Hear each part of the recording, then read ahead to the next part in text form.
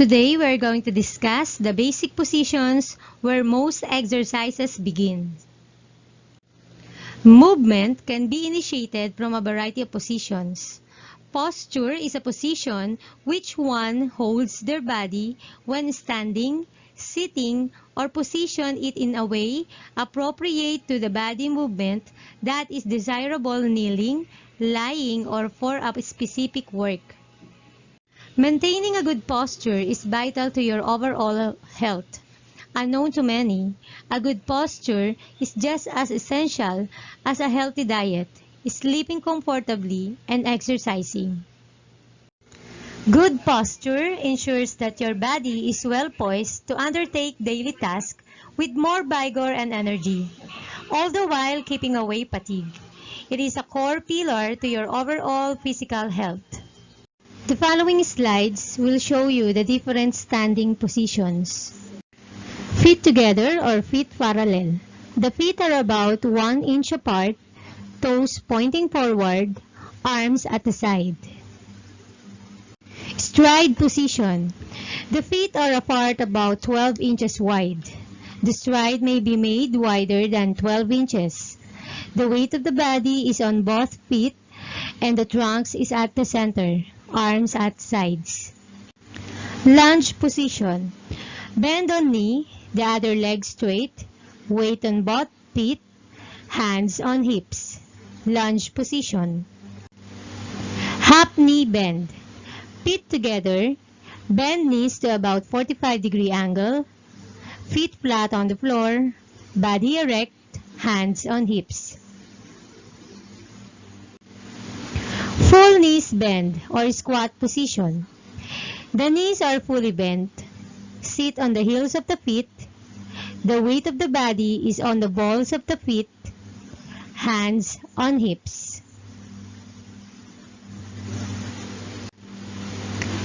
The following slides will show you the different sitting positions.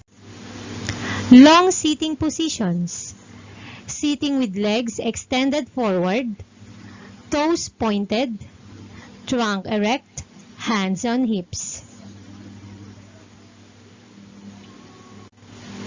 Hook sitting position. Sit on buttocks, bend knees close to the body, trunk erect, hands on shins of the legs. Long sitting rest position. Legs and toes are extended forward, hands at the rear on the floor, elbow and body straight. Tuck sitting position.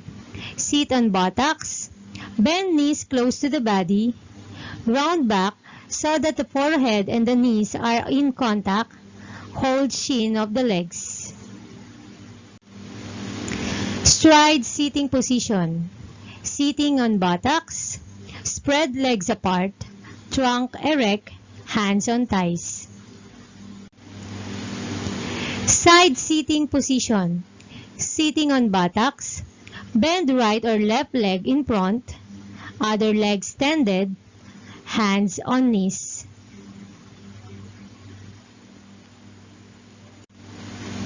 Hurdle sitting position.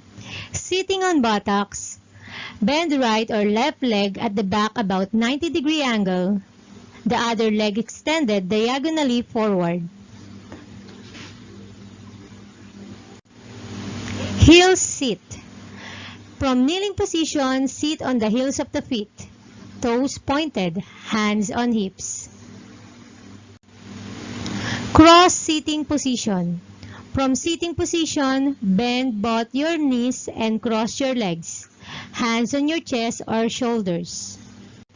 Frog sitting or tailor sitting position. From sitting position, bend both your knees, put together your ankles and feet. The following slides will show you the kneeling positions. Kneeling position. Kneel on both knees, knees close together, body erect, hands on hips. Stride kneeling position. Kneel on both knees, knees close together, body erect, hands on hips. Half kneeling position, right or left. Kneeling on right, left in half kneeling position in front, hands on hips. Kneeling position, one leg extended. Kneeling on one leg, the other leg is extended sideward, forward or backward, hands on hips. The following slides will show you the different lying position. Back or supine lying position. As you can see on the picture, lying on your back, the body is well extended, arms overhead, toes pointed. Front or prone lying position. Body is well extended.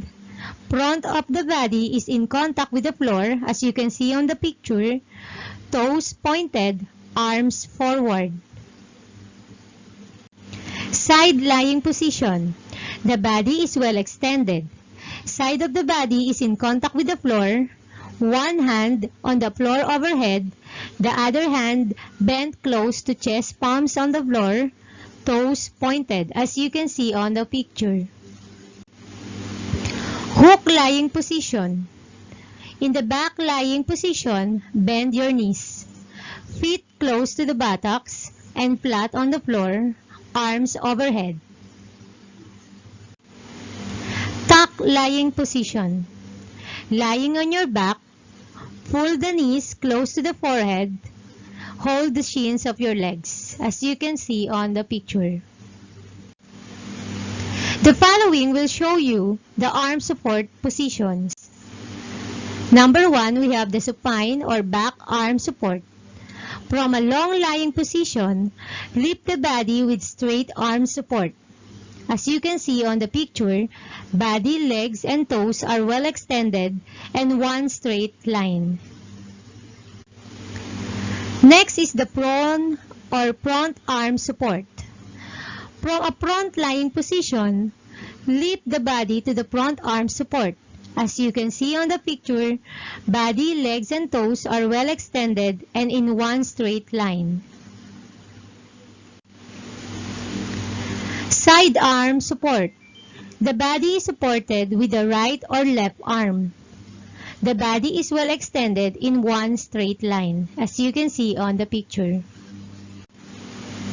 The following slides will show you the 4 base positions. Dog stand position. From a kneeling position, place the hands on the floor, elbows straight, toes pointed. As you can see on the picture, the knees and hands are the base of support.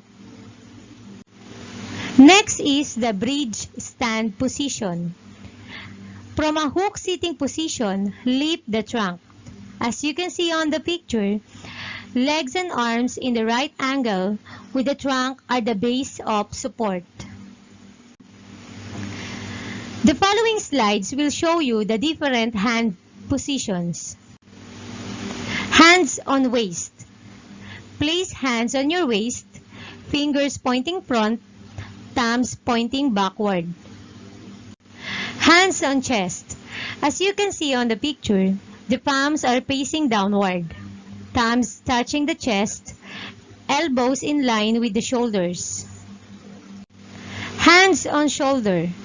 Bend arms from the elbows, fingertips touching the shoulders, elbow in line with shoulders, rib cage lifted.